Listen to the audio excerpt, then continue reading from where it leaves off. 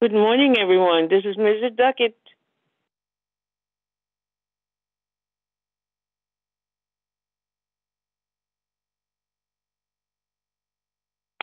Hi, Miss Duckett. How are you?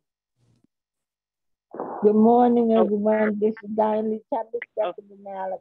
all right. How's everyone doing? Good. Hi, Diane. Hi, Miss Just Duckett. How fine, are thank you? you. All righty. Good, good, good.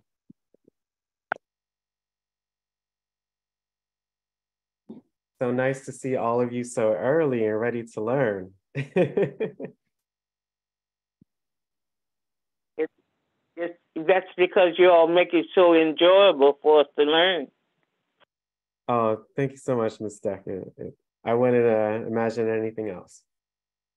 Yes, I appreciate it to the utmost. Oh, you're welcome. That's what we're here for. Good morning, everyone.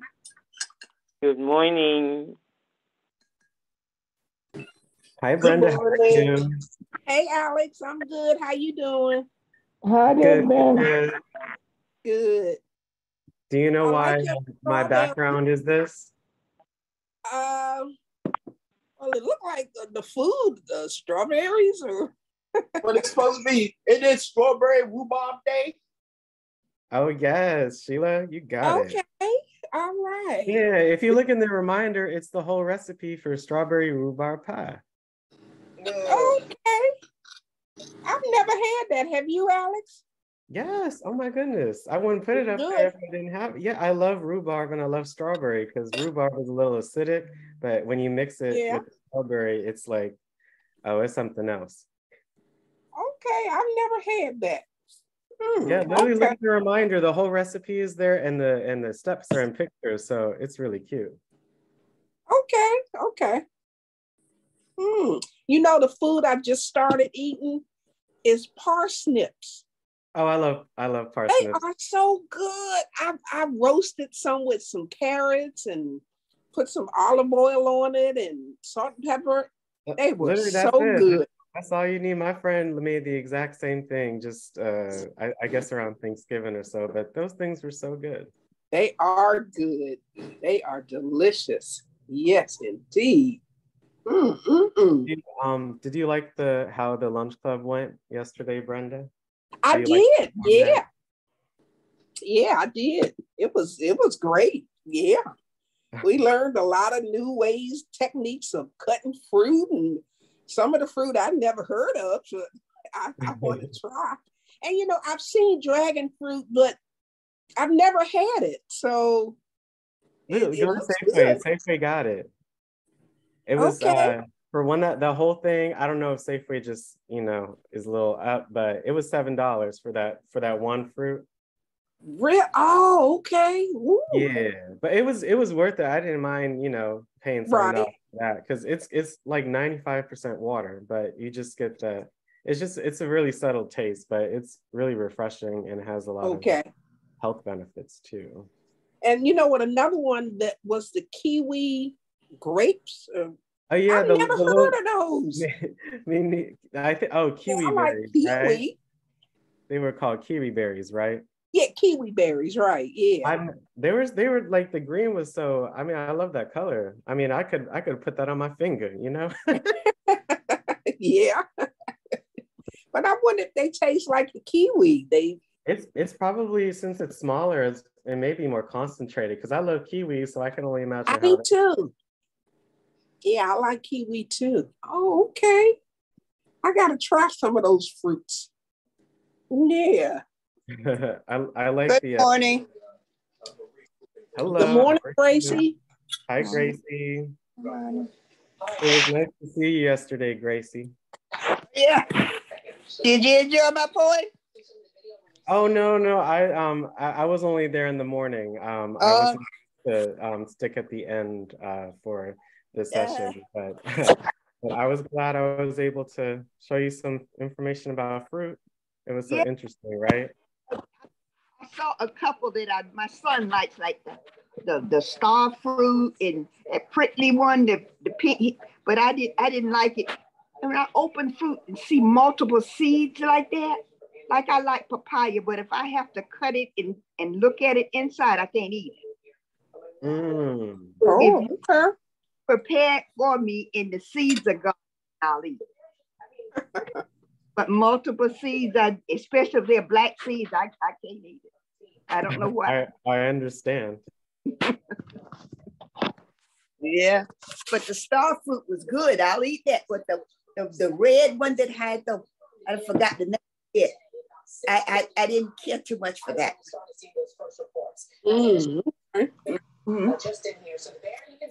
I'm just an apple, or orange, peach, nectarine, strawberry, berry, blackberry lover. Those are my fruits.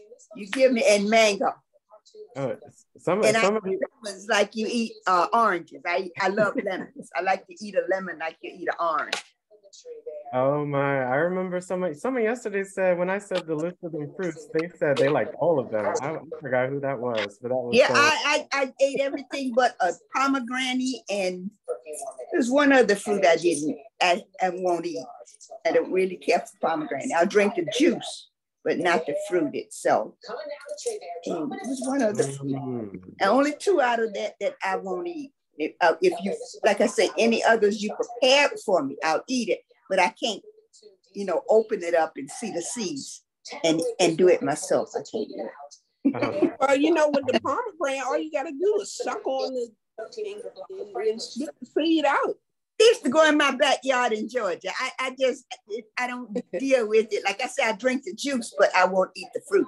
You won't eat the fruit? Okay. Like I'll eat a tomato, but I won't drink tomato juice. Okay. DNR also on the scene to assist. Just as a reminder, you guys, if you have a TV on in the background, please make sure that you silence. Yeah, it's me. I forgot when I turned it on. I usually have it off when I do turn it off. Okay. Thank you. Yeah. Mm-hmm. They saw a black bear. I got a black bear in Northeast. Oh, yeah, on Franklin Street. That was the great. I was listening when I turned this on. Yeah. Yeah, he's still out there too. I hope they got him. It's a little too close. I think they did. She said he was sleeping now. They must have given him that okay. gun, what you call it. Mm-hmm. Okay, yeah, poor thing. I wonder where it came out of. I guess they come from the zoo and made itself all the way over this way. I signed on as it was coming on, so I really didn't listen to the whole story. So I can't. Yeah, some of it too. By the time I got to the doctor's office, I missed some. I know I see deer over here. I see fox and a lot of these other lower critters. They climb up the wall. I didn't know what's the one, the black stripe or white stripe down his back.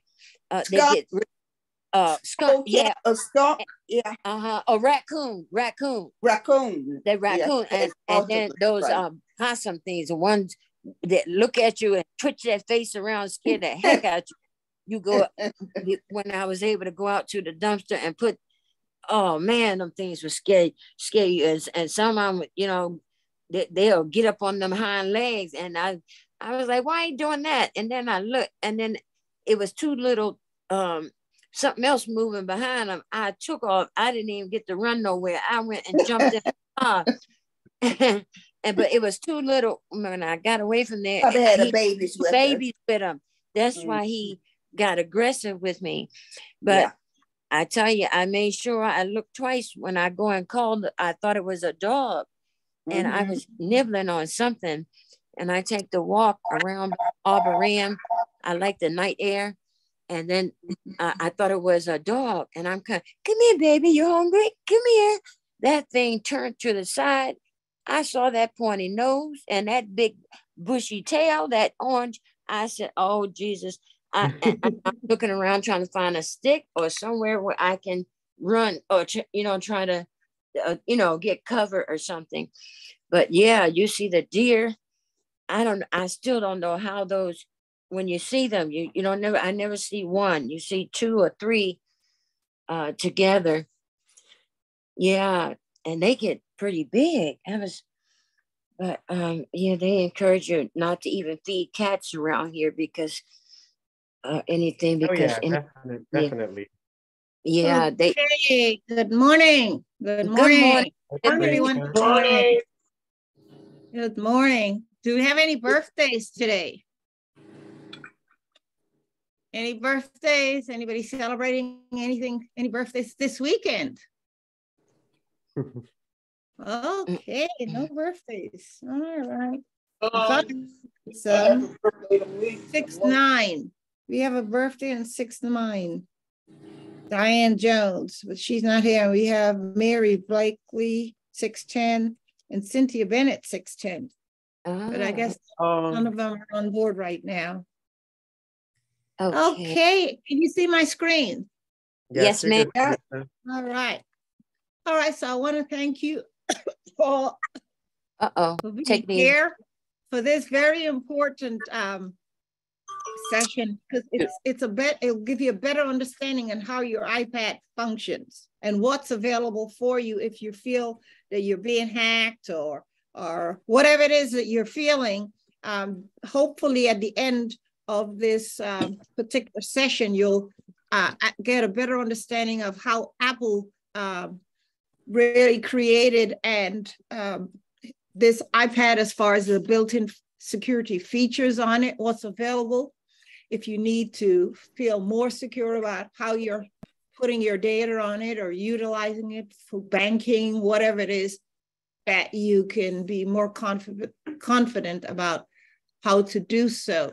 I will say I'm a little bit, my speech is not coming out as good as I'd want it to, but that's okay. All right, so let's move right into this morning's session. So the Wilderness Technology Alliance DC iPad program, its owners and presenters offer technical assistance, virtual health, well-being information designed for educational purposes. You should not rely on this information in any application topics made by the Wilderness Technology Alliance, including but not limited to mobile and device applications, any social media pages maintained by the Wilderness Technology Alliance DC Senior iPad program, its owners or presenters as a substitute for professional medical advice, diagnosis, treatment, or legal advice.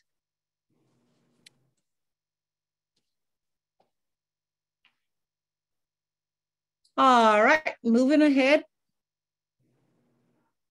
So today we're going to look at these various features that exist when it comes to your iPad. We're going to look at the iPad accessory features, meaning any features that are added on to the iPad, how secure it is. We'll look at the Note apps, because Notes is an app on your iPad where you could write down passwords or, anything of importance. That's what the notepad is there for.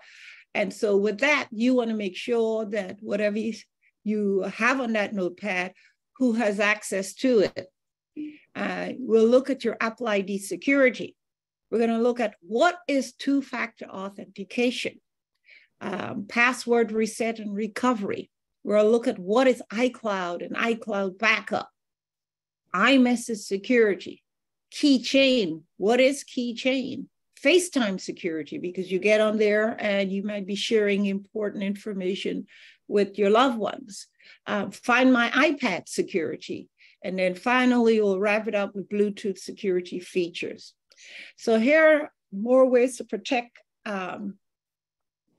against your iPad viruses, malware, and other security risk. So we begin with the app security for the iPad operating system. Now, so that you want to know what is the iPad OS. Well, that's the operating system for your iPad. Now, if you have an iPhone, you also have a very similar operating system. However, the one for the tablet, which is what you have, has its own unique operating system. And so basically, this is what Apple used to keep the system and secure the system by addressing the actual tablet operating system. So when you see iPad OS, you think only tablet, not iPhone, but only your iPad. Okay, so it doesn't allow, it says, unlike mobile platforms, iPad OS doesn't allow users to install potentially malicious unsigned apps from websites or to run untrusted apps.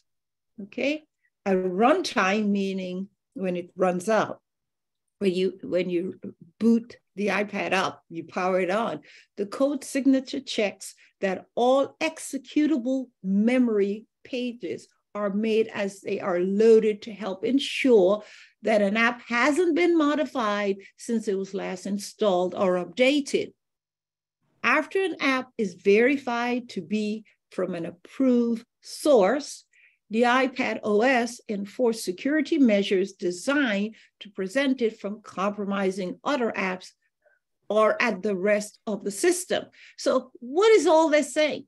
It's saying that all the apps that are on your iPad that have been tested and built in and secure, that once it's booting up onto your system as you access it, that no other apps could come in. Like, let's say years ago, they used to have this feature, this hacking thing called adware, where they can add stuff to your, so when you go in there, they add stuff, and before you know it, they're actually looking into your system. That's not possible with this iPad OS system, that as you access that app, you can feel confident that it's locked down, it's secure. I'm not saying it's 100% because nothing in this world that's made by man is 100%. But I'm saying that there's a very high percentage that you can be confident that a hacker will access it. All right, we're going to verifying all the accessories that come with it. Those accessories are called The Made, right? That's the name of it, The Made for iPad. A licensing program provides vetted accessory manufacturers access to the iPad accessories protocol, that's the IAP, and the necessary supporting hardware components. So anything like your earbuds, your whatever it is that you're using to access your iPad with, keyboard, all those things are all been licensed, well, they've been vetted to make sure that no other strange device or software can access it and get into your hardware, okay? They're guaranteed, this is Apple speaking. Everything that I'm talking about today is about what Apple has been doing to make sure you, the user of your iPad, is confident about what you share and do on your iPad. I mentioned earlier about secure features in the Note app. The Note app includes a secure notes feature on your iPad that allows users to protect the contents of specific notes. Users can also securely share notes with others. So let's say you wanted to, I'm not telling you to, but let's say for whatever reason you use Note to put your passwords there on usernames or whatever. They're saying that it has a special feature that says that whatever's there is encrypted after it's saved on it. That if someone were to try to access your Note app, that they will not see it in readable by the human eye. It's all going to be encrypted. It'll be all sorts of zeros and numbers and symbols. It's encrypted. That's what they're saying. That feature that's for Note is encrypt. So that's your Note app, which looks like this. This is what the icon looks like on your iPad. So secure notes are what? End-to-end encrypt using a user-provided passphrase that is required to view the notes on your iPad OS devices and the iCloud website. Each iCloud account, including on my device account, can have a separate passphrase. So if you want it, you can go a little further and saving it onto iCloud, your notes. That's it. Whatever it is, you can actually have it secure by using a passphrase to access it, so that it will, then it will be decrypted to the point where you now can read it, but only you with that passphrase would be able to do so.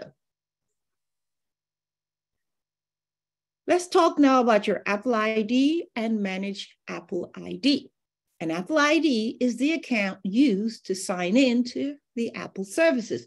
All of you, when you received your iPad, when you're one-on-one, you met with that one-on-one intake person, they created an Apple ID for your device. It is important for users to keep their Apple IDs secure to help prevent unauthorized access to their accounts. To help with this, Apple IDs require strong passwords. So they're saying those passwords that were created or should be, must be at least 8 characters in length, must contain both letters and numbers, must not contain 3 or more consecutive identical characters like AAA, and cannot be a commonly used phrase. Okay?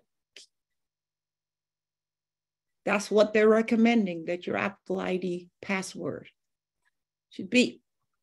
Now, here's a method that's pretty popular these days. When security first began some years ago, we didn't have what is known as two-factor authentication, but it's in full use right now. Just about everything that I have to do, especially if I want to go into my bank account right now, on my device, I will have to be authenticated using the two-factor authentication. To help users further secure their accounts, by default, Apple uses two-factor authentication, an extra layer of security for Apple IDs. It's designed to ensure that only the account's owner can access the account, even if someone else knows the password. So let's say somebody else knows your password for your Apple ID, and for some reason, you need to get into your Apple ID. And it has happened even for me. I went in there, I haven't been in there for a while, but a few days ago, in preparation for this session, I decided to test it. I went in there, went into the password section of my Apple ID, and I had to be two-factor authenticated. In other words, they had to send me a code by phone for me to enter to access my password information. Yes. So even if someone knows my password, they still can't get in there unless they have access to where your passcode is going to be sent to, which is, in all cases, your mobile phone. So with two-factor authentication, a user's account can be accessed on only trusted devices, such as the user's iPad, on other devices after completing a verification from one of these trusted devices or trusted phone number. And what they mean by that, for example, right now, if I were to go back into, which was just yesterday, I was there in my Apple ID account, and I was authenticated because I hadn't been there for a while. But let's say I decided today to take my iPad out to a different location than my home. That means my IP address is going to change based on my location, which means that I will have to be authenticated again. They want to make sure it's me. So where I go with this iPad, they're going to be double checking it's only me. And so they're going to, again, authenticate me using my mobile phone to ask me if it's me using my iPad in that different location. In other words, it's called interrogation. They're interrogating the access. All right. So to sign in for the first time on any new device, 2 pieces of information are required: the Apple ID password and a 6-digit verification code that's displayed under users' trusted devices or sent to a trusted phone number. By entering the code, the user confirms that they trust the new device and that it's safe to sign in, because a password alone is no longer enough to access a user's account. Yeah, years ago, that was all that was necessary. Now, passwords are usually, they have these hackers have a way, or any smart, people who are tech savvy, of trying to figure out your password. And they can come up with your password. But that doesn't mean they can still have access to your account, because they have to be what is called 2-factor authenticated to verify it is you that's accessing your device or your account. So the 2-factor authentication improves the security of the Apple user's Apple ID and all personal information they stored with Apple. It's interrogated directly into the iPad OS and then authentication systems used by Apple websites. When a user signs into an Apple website using a web browser, okay, a 2nd-factor request is sent to all trusted devices associated with the user's iCloud account, requesting approval of the web session. If the user is signing into an Apple website from a browser or on a trusted device, they see the verification code displayed locally on the device they're using. When the user enters the code on that device, the web session is approved. Again, another Apple feature here that Apple is using to say, is it really you that's signing in to your Apple ID account? Okay, I'm going to stop to see what Lynette, I see Lynette, you have your hand up. Go ahead, Lynette, because I'd like this to be interactive. If I'm discussing something, you're not clear on it, let's get you understanding it at that in real time. Go ahead, Lynette. Good morning, James and everybody. Good morning. You said a few sentences back that the IP, if you go from one place to another place, the IP address will change? That is correct. Yeah. So when each day you log into your system, on the internet, of course, you are given an IP address based on location. Okay. Now, let's say I'm in the town that I live in is Grayson. And let's say I wanted to go to the next town over with my iPad, which would be Lawrenceville.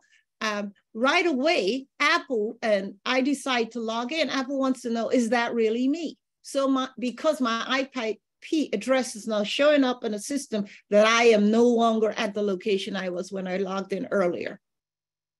So the IP address is not stationary or permanent, it changes. It changes. Now, I'm not saying in all cases, some people certain organizations actually have permanent IP addresses because they're not moving around, Okay, But in a case like this, IP addresses are changes based on location and time as well. Okay. So another question on top of that. So when hackers like overseas or over in Asia somewhere, they want to hack people and they go from one hacking office to another hacking office, their IP can change too. That is correct. That's so one thing. If say for instance the FBI, I know this may be, but the FBI is tracking hackers or something like that, and if their IPs keep changing, how would they find them? Yeah, well, you see, not only does the IP address change, sometimes they might be in the same location, but remember, hackers are people who write and create software, and they know the system probably better than the FBI. And so they can camouflage their IP addresses too. Okay. They can camouflage it. Right? Okay. But so these are, you know, not the normal people walking around like us. Okay. All right. You answered my question, because I was under the impression that the IP, everybody has an IP and it's stationary and it's permanent and blah, blah, blah, but it's not. No, it's not. It's not. Okay. And for that reason, because it changes from day to day. You see, IP addresses are created based on availability. Okay. Well, thank you very much. You answered a whole lot more than that. It's a whole study. When I taught networking. Networking is a very different animal, and it takes a lot to really get into. You have to drill down into understand how does all this thing happen digitally. Well, networking explains it all. Okay, thank you very much. You are welcome. All right, we see Ann Dennis. Good morning, Ann. Oh, no. First, I want to go with Yvonne. Yvonne's hand was up first. I apologize. Thank you. Yes. Go ahead, Yvonne. Teresa, the first time I tried to do the two-factor authentication, I was having so much difficulty because they kept saying something had been sent to a particular phone number, which was not my correct phone number. So then I figured out that I had to change that phone number. And then I was able to complete that process.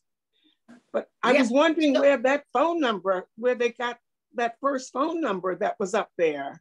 Well, I can't be 100% correct on that note, but I can basically say that perhaps when you entered your phone number originally, this is referenced in your Apple ID, you may have incorrectly entered it. I've done that. That's why I'm saying this. And so whatever number I may have, it went there. Yes. Because I had such a difficult time. And I finally deleted the phone number that they said the code was being sent to. And then I was able to complete the two-factor authentication. Right. Because remember, this is not the human. These are computers. They're not smart. Whatever we put in is what we get back out. Yes. And what does IP stand for? Wow. Let me see if my memory. Protocol. Protocol. Thank you. Internet protocol. Thank you. Okay. Thank you very much. All right. Thank you. Very good question. Thank you so much, Teresa. You're welcome. Dennis. And Dennis, are you still there? I think she's like, okay, I'll go with the. I don't see another hands up. I think that was it then, if Anne is no longer there. All right, so let's go to the next slide. So a password reset and account recovery. If an Apple ID account password is forgotten, a user can reset it on a trusted device. If a trusted device isn't available and the password is known, a user can use a trusted phone number that can be authenticated through SMS verification. And that's what Yvonne just explained, what happened to her. She had to be authenticated through, so if it's not done by phone, meaning your trusted device would be your mobile phone, then the second best thing they said is through iMessaging. So additionally, to provide immediate recovery for an Apple ID, a previously used password can be used to reset in conjunction with the SMS.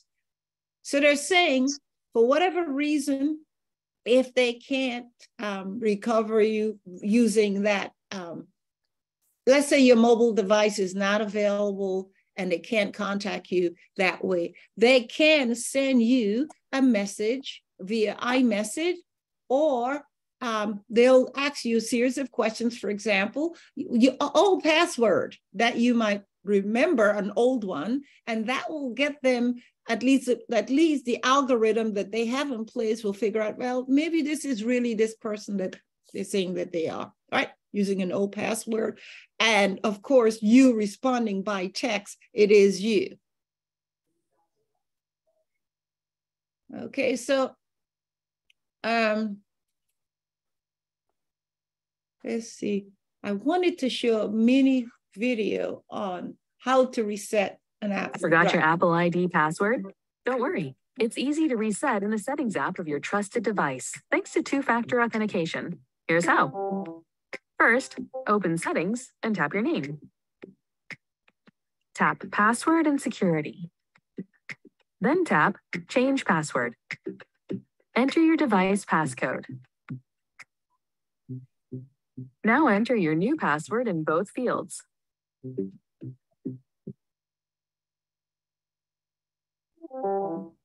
Tap Change to confirm. Finally, choose whether to sign out any other devices that are using your Apple ID. If you still need help, visit iforgot.apple.com. All right, so now you get an idea of how simple it is to With spoken content, your iPhone or iPad can read text out loud, and you can customize settings like the speaking rate, pronunciations, and more. Here's how to set it up and use it. We'll walk you through how to use speak selection, how to use speak screen with the speech controller, and how to customize your spoken content settings. To turn on speak selection, in settings, tap accessibility. Tap spoken content, and then tap to turn on speak selection. Must be this one. Here's how it works in action. Your device will read aloud text you select in compatible apps like Notes, Mail, Wix, Safari, and more. Just select the text you want your device to read, and menu options will appear.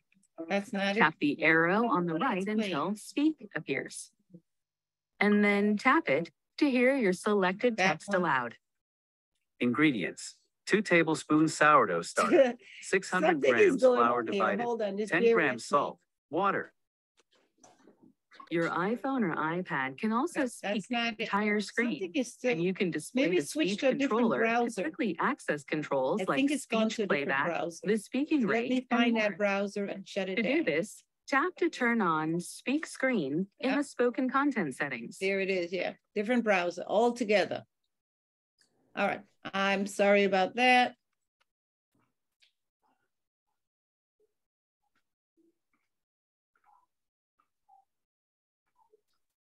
Okay, so we looked at that. So now we're going to look at understanding iCloud.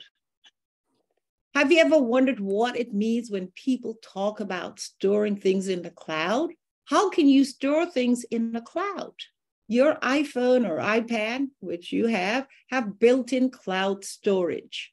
If you'd like to learn what all this cloud means, then let's look at this video.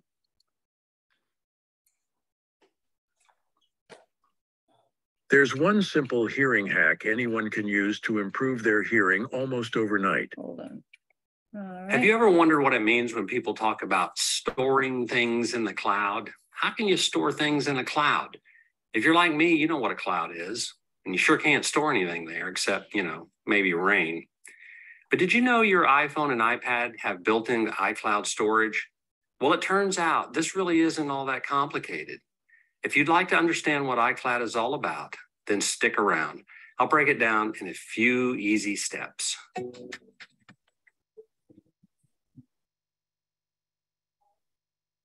Hi, my name is Rich, and welcome to the channel. I do my best to help beginners and seniors get the most out of their iPhone and iPad the easy way. No crazy, complicated stuff here. And if that sounds like it might be helpful to you, then please consider subscribing. But either way, these videos are all free, and I hope they're helpful. Today, I'm going to talk to you about Apple's iCloud. And to set things straight, it's not a cloud, it's a service, a storage service. And if you own an iPad or an iPhone, you probably have taken pictures and written notes and added files and set up calendars, probably other stuff too. Both your iPhone and iPad have a relatively small amount of internal storage. And once that storage is full, what do you do? Well, what do you do when your suitcase gets full? you get another suitcase. iCloud is kind of like that second suitcase, only a whole lot more. If you have iCloud backing up your data properly, if you drop and break your iPhone or iPad, you can simply buy a new device, log back in using your Apple ID, and all your pictures, files, calendars, and such will just show up, nothing lost. If you lose or someone steals your device, all your data is protected. These backups stored on iCloud can be used to restore everything to your new iPhone or iPad. That allows you to be up and running as if the new device had always been yours. So in today's video, I'm going to show you 3 simple things: how to check your local storage, see how much you're using, how to check your iCloud storage and buy more if you need it, because, it's not free. And then how to make sure iCloud is turned on and backing up what you want to be backed up. All right, let's get started. The first thing I want to talk to you about is just how to check your local class storage. right now, but I peep in every And by now that, I and then. I'll mean be you have jumping back things and that are forth. stored physically What are on they your talking about iPad, now? and then things that are stored up in the cloud or on iCloud. And sometimes it's good to know how much space you have left on your own iPad or your iPhone. I'm using an iPad today. So to check your local storage, you simply go into Settings, and you go to General, and then you go to iPad Storage. And here it'll give you a little line that shows you what's being used. I have 64 gigabyte of space on this iPad, and I've used almost 50 gig of that. So I'm getting pretty full on this iPad. But the iPad gives you ways to sort of clean that up. So for example, it says you can remove older downloads from podcasts, you can offload unused apps, and you can auto delete old conversations that are like a year old or older. And that's kind of handy. So I'm going to do that. It says right here, I can save 10 gigabyte of space by removing older downloads from podcasts. So I'll click Enable. And then I'm going to click Offload Unused Apps and click Enable. And I'm going to auto delete old conversations. I'll enable. And now this is updated, and I've only used 38 gig of my 64 gig. So I was able to get some space back on my local iPad. And as you scroll down through here, you can see what's using space on your iPad. These are all the apps I have and how much space they're using. I have quite a few apps on this iPad, as you might suspect. But that is how you check local storage. Okay, the next thing I want to show you is how to check your iCloud storage. So if you go back into Settings again, and you go up to your name at the very top where it says Apple ID, iCloud Media and Purchases, and you tap on it, then you'll go into iCloud. And here you can see I have 200 gigabyte of iCloud storage, and I'm using about 90 gigabyte, 89.5. So I'm not using quite half of what I'm paying for. On the iPhone and iPad, Apple gives you 5 gigabyte of storage space for free. So most of the time, unless you have a lot of stuff on your iPad like I do, 5 gigabyte might just be fine. That might be all you need. But sometimes you need more space.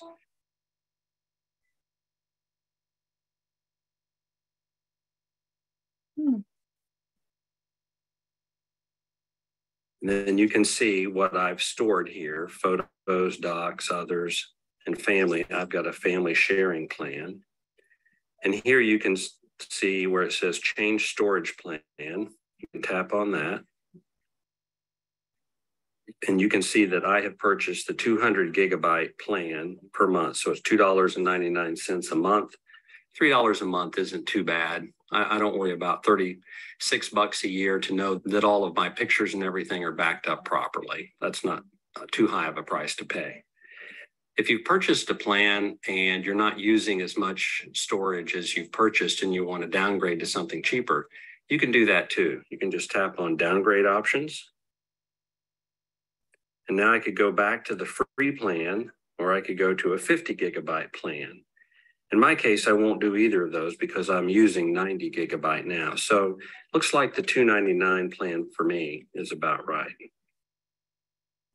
But that is how you buy more storage if you need more storage on iCloud. The last thing I want to talk to you about is how to make sure iCloud is turned on and that you're backing up the programs and the data that you want backed up. So once again, we're going to go back into settings. Most people have no clue that in 2023, the best way to make money on Amazon is not with physical products. It's Amazon's other company, Audible. Audible pays me. You'll tap on your name. Now, you're automatically logged into iCloud when you get a new phone or a new iPad and you set up your Apple ID. However, you can sign out of iCloud. And down here at the very bottom, if you scroll to the bottom, you'll see where it says sign out. If you sign out there, you're no longer connected to iCloud, and everything you have in iCloud doesn't sync back with your devices. So it's important to maintain that connection and to stay signed in. And since it's done by default, you typically don't have to worry about it. But if you're taking pictures on your phone and you realize they're not backing up or showing up on your iPad, it may be because you're not logged into iCloud. And this is where you go and check in. And if you're signed out, this will say sign in, and you'll tap on it and then sign in, and then everything will sync back up. And that's how you make sure that you're signed in. Now you want to take a look and make sure you're backing up everything to iCloud that you want to back up. Here, you tap on iCloud, and you see that Photos is turned on. I think Photos is about the most important thing. There are some documents I have that are super important, but most of the time I can replace those documents, but gosh, I just can't replace a photo. So I make sure Photos is turned on. iCloud Backup, don't let that confuse you. That's just saying that iCloud Backup is turned on. iCloud Drive, that gets a little confusing too, because now we have iCloud and iCloud Drive. iCloud is really like your entire filing cabinet. iCloud Drive is just like a drawer in your filing cabinet. And there you store things that just don't fit into other places very well. But I keep iCloud Drive turned on. I make sure my contacts and my calendars, my reminders, my notes are all backed up to iCloud. And that way, anything that I'm looking at on my iPad, if I'm away from home, I can see on my iPhone.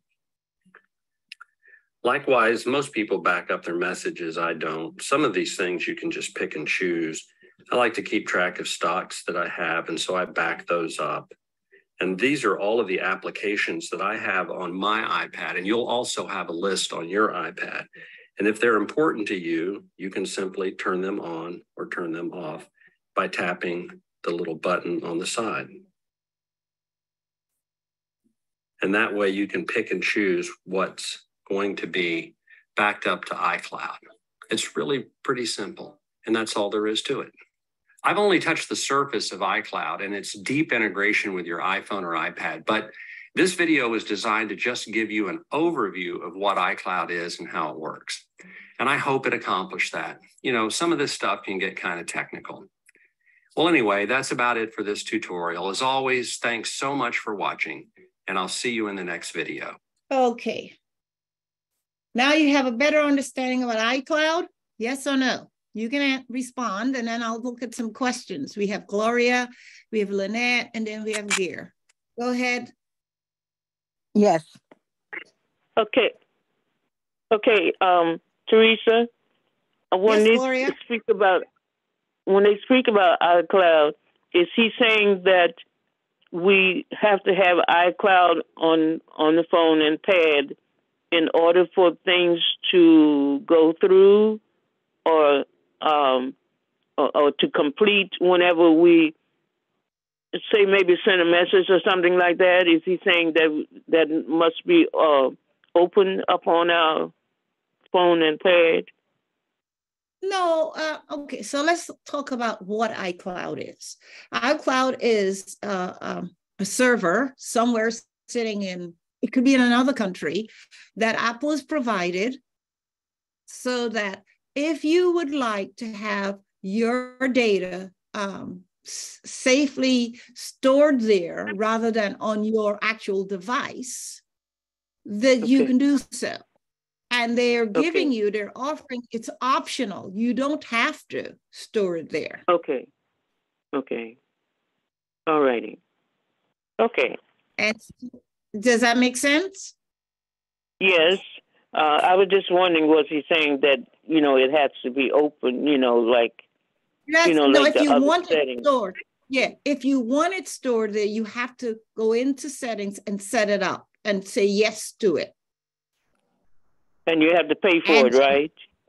Well, the first 5 gigabytes is free, and then you can begin paying. I pay 99 cents a month because I like to know that my photographs are backed up in the event that my iPad is broken, and I wanted those beautiful photographs saved. So I pay 99 cents, and then the next thing is $2.99 a month, depending on how much you're accessing. Okay. All right, thanks. All right. Does that make sense, Ms. Duckett? Yes, ma'am, it does. All right. Next one is Lynette. Go ahead, Lynette. I want to make sure I understand what was said. The Apple ID number that we were originally given on our initial intake, that's something that we can change? Yes, you can go in there, but you would have to be authenticated to do so. Okay, so Apple has to authenticate me to make sure you are you, because if somebody else stole your iPad and went in and tried to change it so that they can now access. So yes, you have to be authenticated, meaning 2-factor authenticated. Okay, great. Thank you. Interrogation. They're going to interrogate you. Thank you very much. It's a good thing. Yeah. Okay, Greer. Go ahead, Greer. Yes, good morning, Teresa. Good morning, all. Good morning. I have a question about the cellular part of the iPad. Are we able to make calls with the cellular setup that we have to make calls like a telephone on this? That's a good question. No. The cellular broadband is to give you access to the internet. And so to make a phone call, you would have to use FaceTime or another that is created for making calls.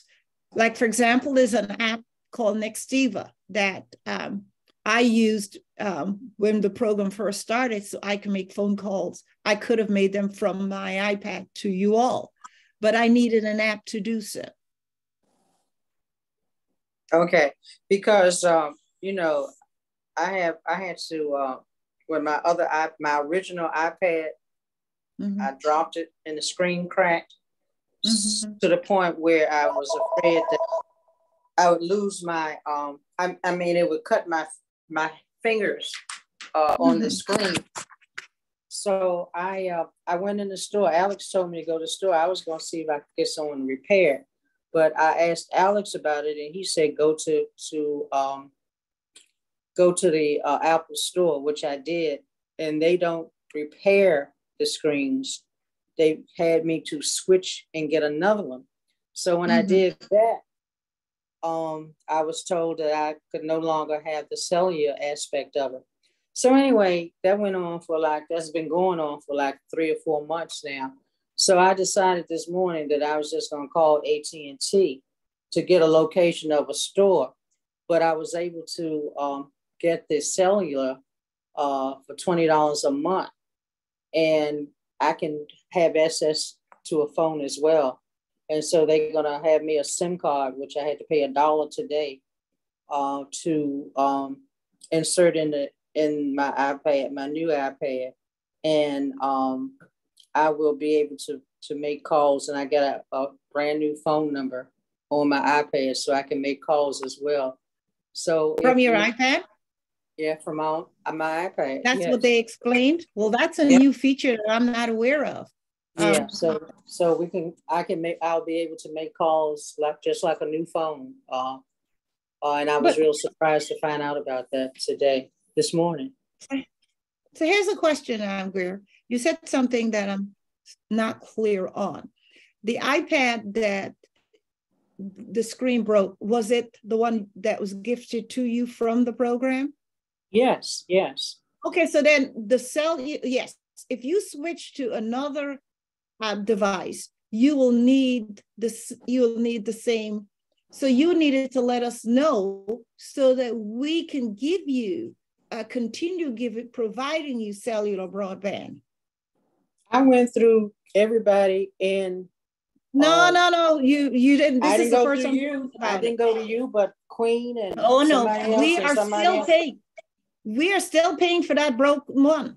So we need to tell everybody what's going on, and I was trying to, just get it switched over to this. No, Teresa, I sure didn't. I told everybody else. I mean, I and the help desk as well. So because that's something we need to address. You shouldn't be paying for your cellular broadband. You should not be, because we are already paying for the one that's broken. So what we need to do is to switch out, get the EMI number of the new one and give it to DACL and say to DACL, look, the old one is broken, no longer functional. Therefore, we would like to switch so that Guerra can continue getting internet access paid for by them. I've been crying the blues to everybody. I even called. This is the first I'm hearing. So no, I didn't speak to you, but I'm okay. They didn't charge me but $1. Well, we got to put an end to this, Greer, because you already have the account up and running. You're paying for it. Yeah, this is wrong. This is entirely wrong. You call the help desk and they help you. My feelings been hurt for 4 months because I've tried. Oh my goodness! Yes, I've talked to. Let me refer you. Let me get the help desk on this after the end of this call, this session, and they need to address this issue. I'm not going to name names. You should not be paying You should not be paying for this subscription, because now, whoever it is, you said you went to AT&T. AT&T is already receiving money for you. And I am confident about that one. Because what happened? I've been crying the blues for 8 months, Teresa. I've been crying the blues because I've been with Australia, and I know a couple of times I was before that happened. I was in a cab, and then I had gone out. I was going on the way to a funeral, but I was en route. I was able to, still keep up with the class and all that.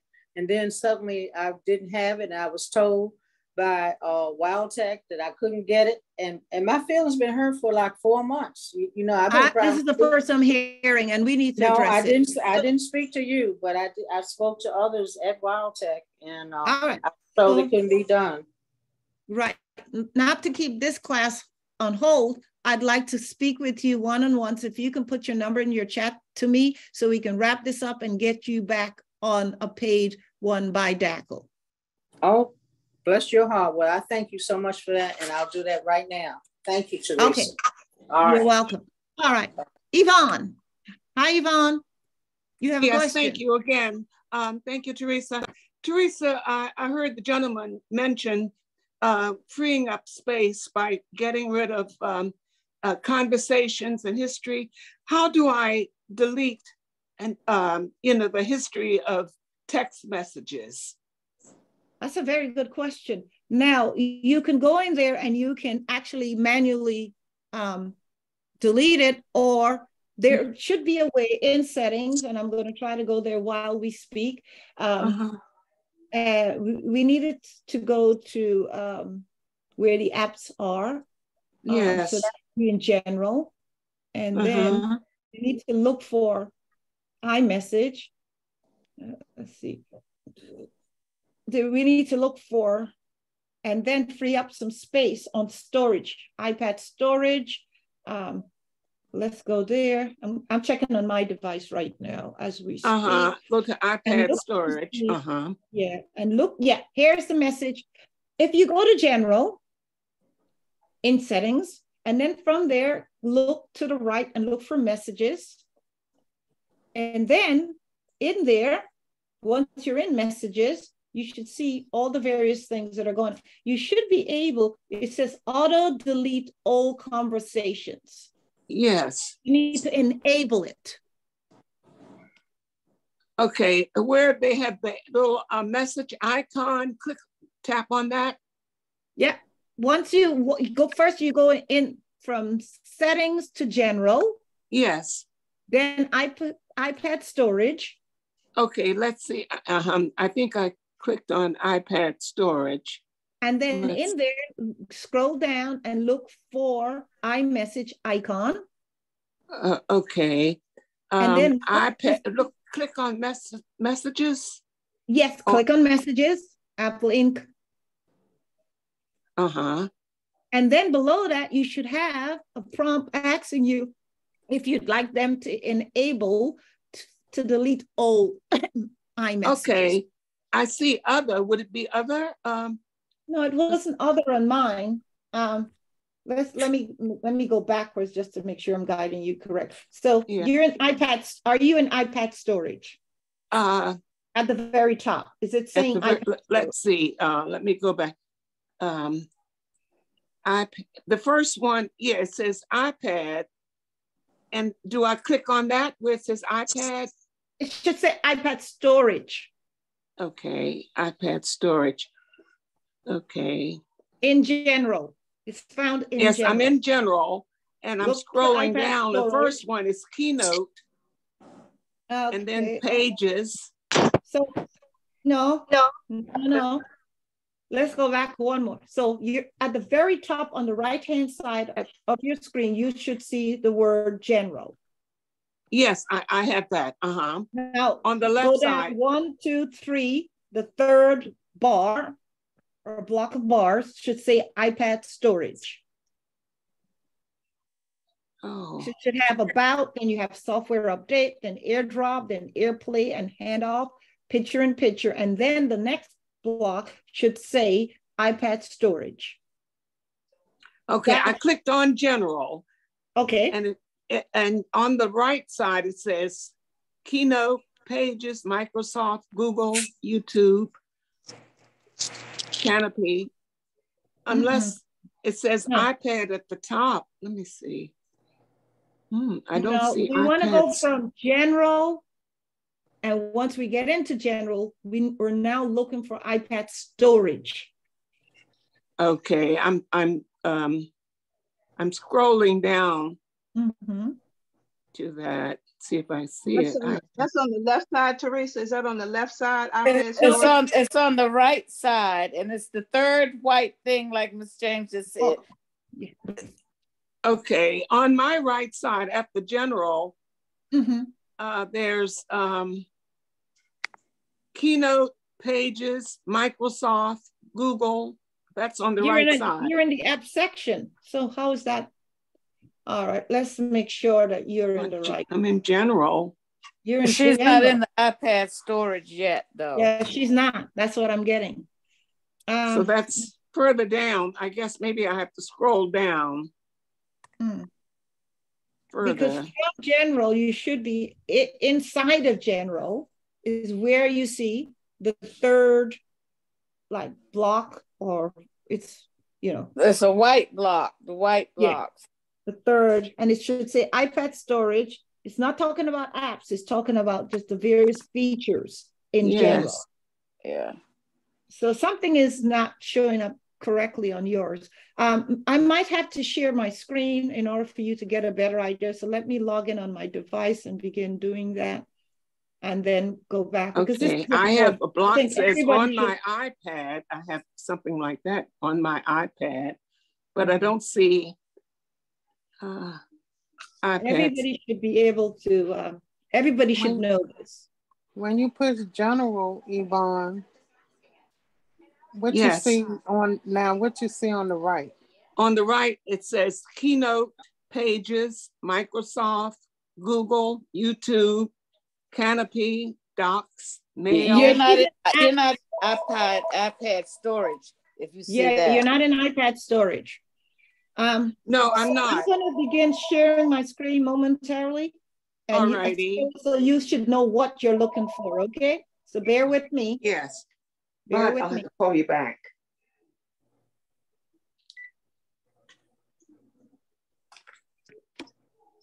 All right, so now I'm going to go switch now. Mm-hmm. And I am now going to go to setting. So I'm going to my home screen right now. First, I'm going to go to settings. All right, so I'm in settings. I'm now going to type in my search bar, general. Let's just cancel this. This is what I'm in settings. So I'm now going to put in here general, the word general. Mm-hmm. And tap, I see general showed up. So I'm going to tap on it. All right. And as you notice, to the right side, I'm in general. Uh-huh. The third bar down. Do you see where it says iPad storage? Yes, I do see that on yours. That you get to. That's where I'd like you to go. So I will tap on that. And in there is where all my storage information is kept on the various apps. So for example, you wanted to know about messages. So you go in, you tap on messages, and then from there, notice I have mine. It says auto delete all conversations. Enable. 185 megabytes, automatically remove all your messages and attachments that were received over a year ago. That's where I'd like you to get to. Yes, I don't know why I don't see that when I go to settings. So what if you just wanted to delete individual messages? No, but I wanted to delete the history and, free up space and everything. Oh, okay. Did she look for general on the left side first? Yes, I got general. I got that. But for some reason, I don't see it. All right, so we can help you with the help desk, Yvonne. Yes, I'll call the help desk, see if I can get some in. Thank you so much, Teresa. You're more than welcome. You're more than welcome. So at this point, I'm going to go. Yes, go ahead. Just real quick. I went to general. I clicked on iPad storage. And what did you say click on after that? Once you're in iPad storage, you should then see all the various apps. I see. Let me go back. Let me go back. There's iPad storage. Can you see it on my screen? Where it says iPad storage? Yes. Tap on that. And then this is where it brings you all the various apps, what their storage, the amount of storage is being used by each app. Yes. And even the recommendation as to what they're recommending that you can dispose of. Okay. All right. I see it. Got it? I got it. Thank you. You're welcome. Anybody else? Ms. James, I want to ask the question about that. If like, for instance, when I get messages, I delete them, right away when I don't need them. So I don't see that sign coming up in his saying, delete old conversation. Is that because I delete them automatically? I mean, most likely. Yeah. Oh, okay. All right. Thank you. I don't mean to be mundane about it, but I'm just trying to learn as I go. No, it's a good question. That's what we're all here for. Okay. Here. Thank you. Thank you. Right. Okay. I think, Ann Dennis, you have a question, Ann, before we move out of this area. Ann? Her hand is raised again. So I'm going to stop sharing on the iPad for now, and then get back to my regular topic. Okay? Okay. All right. Let's go back and start sharing again. And then, is it visible? Yes. Yes. Oh, okay. All right. So let's go talk some more about iCloud. iCloud stores a user's contacts, calendars, photos, documents, and more, and keeps the information up to date across all of their devices automatically. iCloud can also be used by third-party apps to store and sync documents as well as keyed values for apps data as defined by the developer. So these are the various apps that are by Apple, which iCloud will store data from. Okay, the image that I'm showing you, these are all Apple apps. And so iCloud will store your data from these apps. All right, so to set up iCloud, as shown in the video, if you remember, once you sign into your device with your Apple ID, you can choose what apps you want to use with iCloud and what features you want to turn on or off.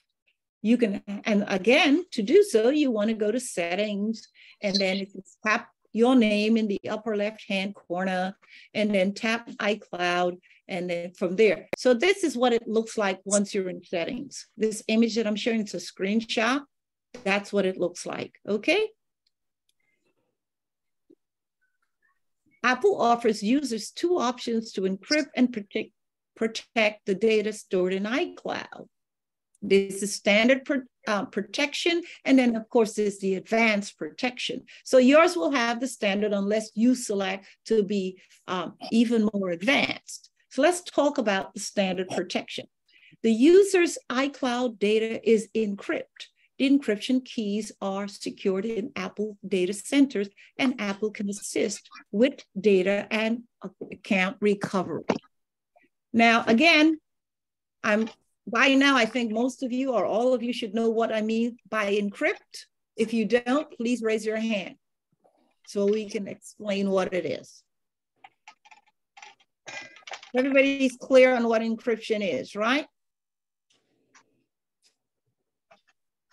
All right, so that's the standard one I just explained. Now, it says we're now going to look at the advanced protection. Why is this keep persisting? An optional settings that offers Apple's highest level of data security. If the user chooses to turn on advanced data protection, their trusted devices retain sole access to the encryption keys for the majority of their iCloud data, thereby protecting it using end-to-end encryption. When you turn on advanced data protection, the number of categories that are used to encrypt your encryption rises to 23, and that includes your iCloud backups, your photos, your notes, and more. So this feature, I'm almost confident, this advanced one, you have to pay for, but they're offering you the standard one with your iCloud subscription. Now, iCloud backup occurs only when the device is locked, connected to a power source, and has Wi-Fi access to the internet or broadband, cellular broadband, basically. Okay, so again, for the backup to occur, you must of course have it turned on, right? It must be powered, meaning you have to plug in the power supply, and of course internet, and the iCloud will do its thing as far as backing up your data. All right, so records for purchased music, movies, TV shows, apps, and books. A user's iCloud backup includes information about purchased content. So anything you purchase via the App Store is also backed up in iCloud. All right, now we're going to look at messages in iCloud. Keeps your messages. That's if you're backing it up, of course, backed up. Your message history updated and available on all devices. With standard data protection, messages in iCloud is, again, end-to-end encrypt when iCloud backup is turned off. When iCloud backup is turned on, the backup includes a copy of the messages in iCloud encryption key so that Apple can help their users recover their messages, even if they have lost access to their iCloud keychain and their trusted devices. All right, so we're going to look at what is keychain in a little while, but this is all to do, again, with iCloud and backups. All right, so users can add We've got some interference here and I don't know where it's coming from. So let's find out so we can mute this person because I'm hearing some background noise. All right. All right, so users can add, let's look at this, up to 5 people they trust as an account recovery contact to help them recover their iCloud account and data. Family sharing lets you add up to 5 other family members to share access to the amazing Apple services like Apple Music, Apple TV, Apple News, Apple Arcade, and Apple Card. Your group can also share iTunes, Apple Books, and App Store purchases, an iCloud storage plan, and a family photo album.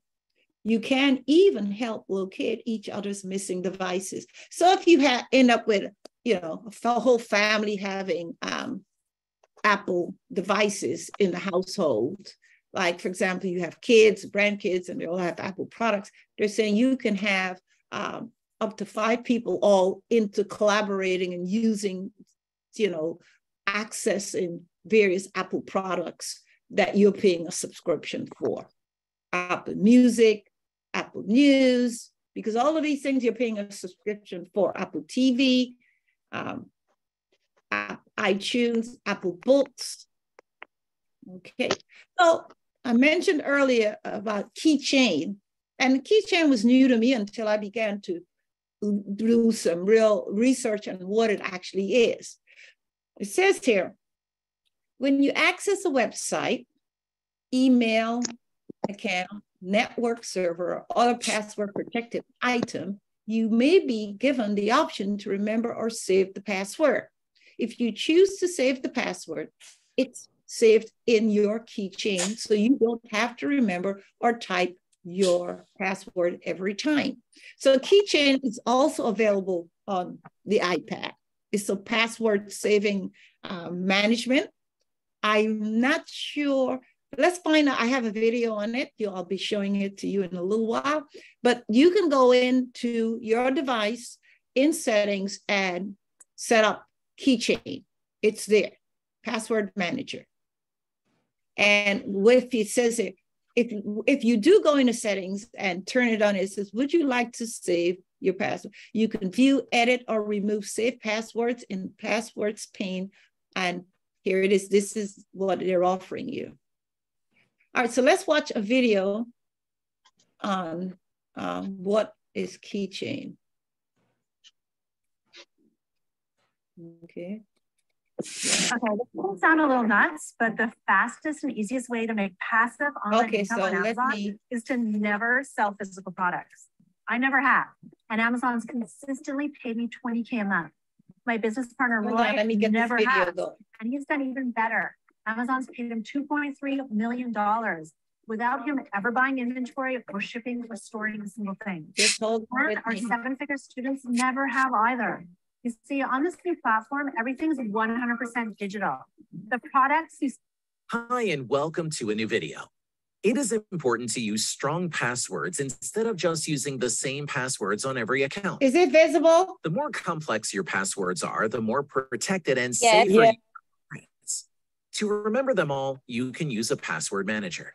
One good choice is the built-in password manager from Apple called Keychain. In this video, I'll show you how iCloud Keychain works to help you remember all your passwords across different Apple devices, like your iPhone, iPad, and Mac. Let's go.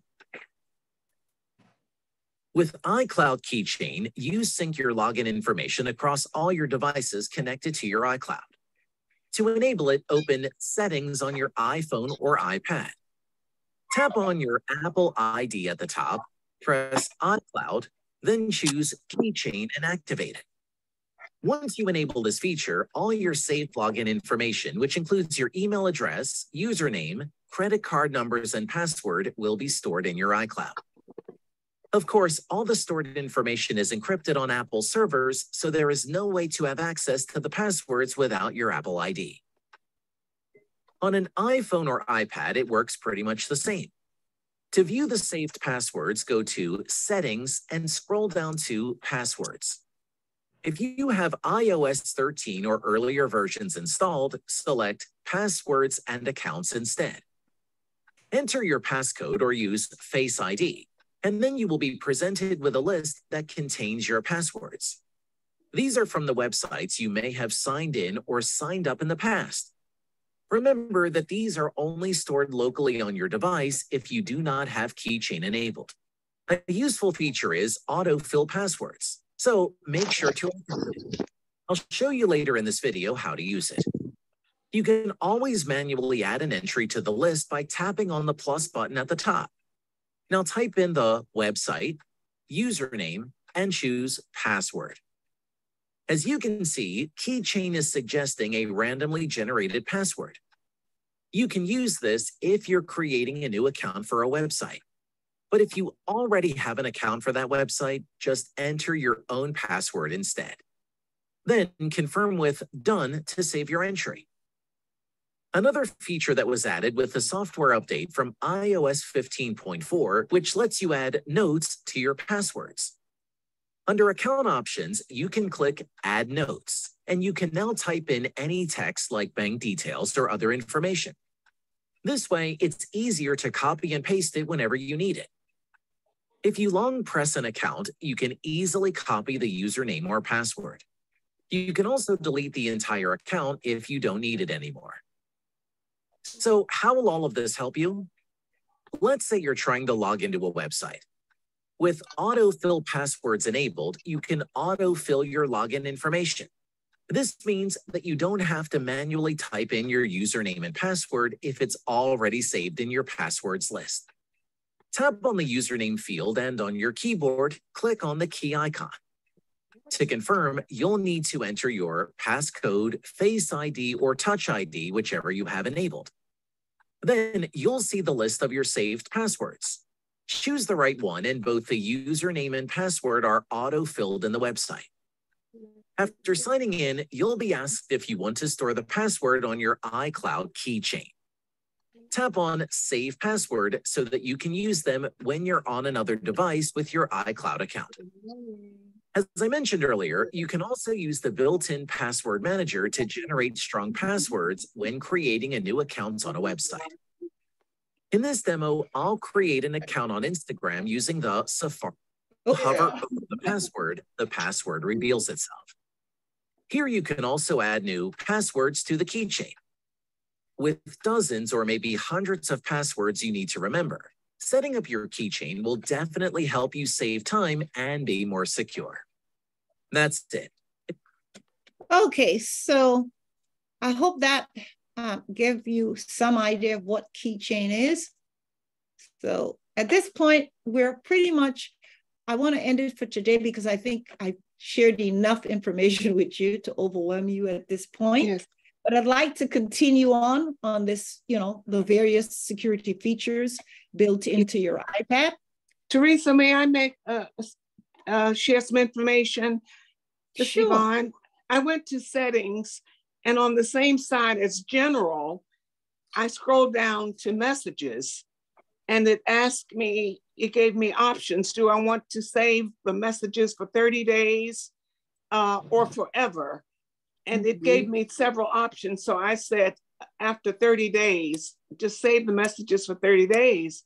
And that's how it seems as if on my iPad, I can dictate how long I want the messages, the history or to remain.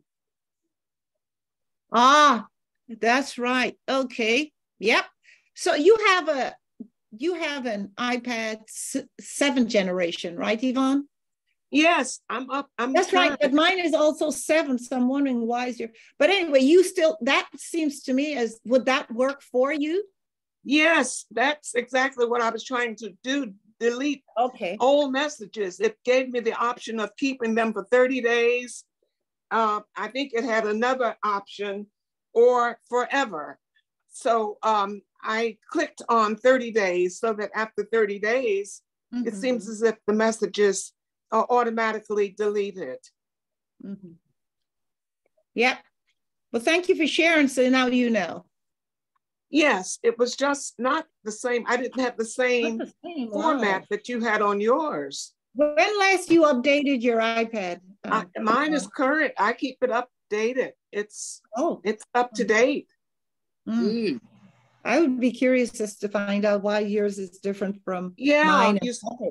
On the left side, I just scrolled down after hitting general and to messages, and it asked me how long did I want to keep them. Right. Yeah. Okay. Well, thanks for sharing. Surely. Okay. Yeah. So at this point, I'm going to look to see if we have anything in the chat that I need to address. Miss Teresa. Yes, go ahead, Ann. I'm sorry. I was having a breathing problem, and we had to put the oxygen on me. So I'm sorry. But my question was answered, that you answered for Loroni. But I just want to tell you that I didn't go and pass out on you. I just couldn't answer you. Well, thank you for sharing with us, because we all get concerned about each other. I'm sure the rest did also. Thank you very much. Wondering if you're okay. Thank you. Because we know you haven't been well recently. So no, I have not. Yeah. Okay. Thank you, Ann, for the update, because I was concerned. I'm hit and miss here, so I'm glad to know that you're stable and doing okay. Right. Yeah. Yeah. Thank you, Miss James. Yes, you're welcome. Anybody else I need to address?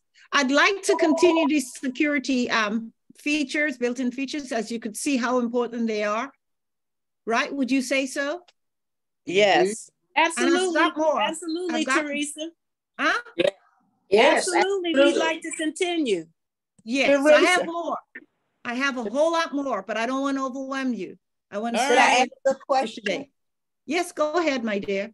You know, the keychain, I like to use that, and my son tells me not to. Do you say it's okay? Because I forget my passwords. I write them down sometimes. I can't remember where I wrote them. So would you say it's safe for me to do that? Because I don't do nothing serious in the computer. Right. I mean, if you want to, yes. I would say Apple, let me tell you one thing. I'm confident about two things when it comes to the digital and data. Apple products are really locked down. They have the best when it comes to protecting their devices, their software, that just the regular hackers can't really. You have to be a real how can I say, exceptional to break into an Apple product. And where do they want to hack? They're not going after people like us. They're going after people where they can gain some serious whatever. Right. Whether it's data or money or whatever. They're not going after little guys like us. So I would say, as long as you're not putting your banking information in that password, you're fine. Okay, thank you. Keychain, yeah. Yep, that's the only thing I would recommend not to put there. Okay. But you want to write down your banking information somewhere secure, store it in your desk, or give it to your son or whomever that you really trust. Yeah, I don't do online banking, not yet. Oh, well, then if you don't, then you don't have much to worry about. Right, yeah. That's what I'm not into a lot. Yeah. Yeah, I do online banking, and it's important to me to secure my stuff there. I do online banking, yeah. Teresa, I just want to ask you one quick question. Go ahead, Ms. Duckett. Okay, with the keychain protection, did you say did I understand it saying that when you have to fill out things online or something, that it would also help you with that? Yep. If you have to access websites that need you to log in and out of them for whatever business you're doing, whether it's your utility accounts or anything. Yes, it will store, that's what I want. It will store that password for you. It will. Okay. All right. Thank you so much. Yes, ma'am. Thank you, Yvonne. I changed mine to 30 days. Alcaraz is the message, Yvonne. He lost the first set 3-6. I changed it the to second 30 set, days. he was up 7. Hold on. Somebody getting some he won the second. He just won it. I got distracted because I was listening to the senior class. They going on. Okay, I just muted him. Sorry about that. Go ahead. Hi, Miss Teresa. My name is Rosetta Archie. I'm sorry I'm a little late, very late, really. But I just wanted to talk about the banking because that's been something that's been on my mind. Mm-hmm. I'm beginning to have problems with remembering things, Mm-hmm. and not passwords or anything, but some fraudulent activity on my accounts of whatever I use, shopping, my banking, and everything. I've talked to my bank about it, and they're protecting me. But when I go shopping online, I'm very apprehensive about shopping because I don't know who's behind whatever to do something to me, and it worries me. Of course, it's a legitimate concern. I have to say that I've been shopping online for many years. I'm very careful what websites I shop at. I try to stay just with the real big organizations that I know that have their data locked down heavily, like Amazon. I feel very comfortable shopping. I'm happy with Amazon too. Right. And I'm not concerned about my data, going there. Right. I have 2 banks that I bank with. I do not keep my password in a password manager online there. I do not. I would rather I don't even have a password for my bank. Desk in my home. And I do, and I can't remember it. So I do write it down. I have a little password book that I jot things down in. That's what I would use if I feel, like you are feeling. Yes, ma'am. That's what I would feel. I would recommend that. Miss Teresa, that's a good idea too. Hold on, I'm hearing 2 sets of voices. So let me finish with the person who I've been speaking with, and then I'll come to you, Jackie. Go ahead, Miss Archie. Yeah. I'm finished, dear. You can go and speak with her. I'm finished. Okay. Well, have a blessed day, and thank you. That was a very good question that you. Will I get credit for this? No, I don't give. I the only thing I do for the morning class is at some point I'm going to look at the attendance roster and maybe award something towards it, but it's usually towards the end of, I would say. Well, I'm not going. It will happen in August, September is when I will do it. I'm not going anywhere. I'm going to stay right here because I need this information. Okay, all right, my dear. You need to change her name first. You got Zoom user. Oh, she has herself a Zoom user? Yes. Yeah, we need to get your name so we can know who you are. I'm BB. That's my nickname. My name is Rosetta Archie. Yeah, do you know how to change your name, Rosetta? No, ma'am. Well, have you been attending the afternoon classes? I attended my first class Monday morning with Miss. That's why you're new. So this afternoon, you need to attend this afternoon session, and then Alex will show you how to change your name, and then go from there. And that from there on, you'll begin getting credit. Okay. What time do I start at 1:30 using the same ID that you used? The same link.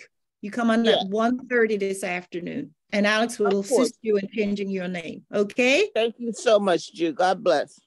God bless you too, my dear. All right, Jackie.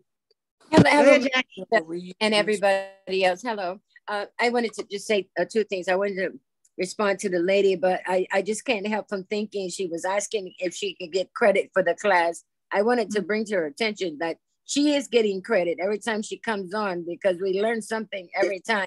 At least I do. So that's honey, I didn't go anywhere, dear. I'm right here. I wanted to share with you. I know you're there. That's why I'm mentioning this to you and for everybody else, really. Excuse me? Because I like to participate. Well, that's what I'm talking about, dear. Yeah. All of us, we like to participate. And what I said was, you're getting credit because we're going to ask the question, and then you're giving me credit because I can get help when you ask a question. That's all I'm saying to you. It's nothing negative, sweetheart. So keep your on. No, I'm not taking it negatively, honey. Okay, good. Yes, very thank good. You so much. No problem. And the other thing I was asking, I just thought about, Miss Teresa, is that maybe a lot of them, just like myself at one time, I didn't know that it mattered what engine you use when you go online with these shopping or whatever else you do. It matters what search engine you use to make you more vulnerable for these hackers. Yes. Yeah. It matters. It does matter. It does matter. But I like you can also rely that whatever website you end up on, that's where it really matters. Okay. Yeah. Yeah. How secure your data is. Okay. Yeah. All I right. from it for now because I'm not there, and it's okay if you're not there and you don't feel comfortable with it. I'm okay to say I'm not there yet. So that's how I protect myself, or I just ask somebody to help me. But thank you for allowing me to say. Okay. Now, before I exit, because it's getting to that time, I'm seeing 2 hands raised. Gloria, do you have a question? And Stephanie, do you have a question? Yes, ma'am, I do. Go ahead, Stephanie. I wanted to ask, I'm going back to reloading your password, refining your password and stuff. You've lost your password and your ID number. Recovering. Okay.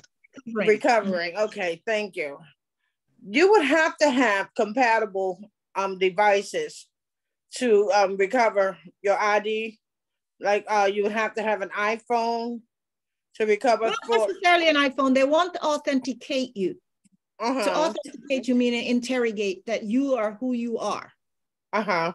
You say you are. So to do so, they need to what is called a 2-factor authentication, where they need to contact you outside of your device to say, are you who you say you are? So they either contact you by sending you a passcode to the phone number that you have registered with your Apple ID.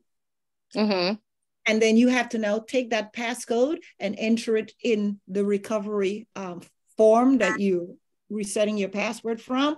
And that's when they know who you are. Okay. And it doesn't have to be an iPhone. It could be any phone.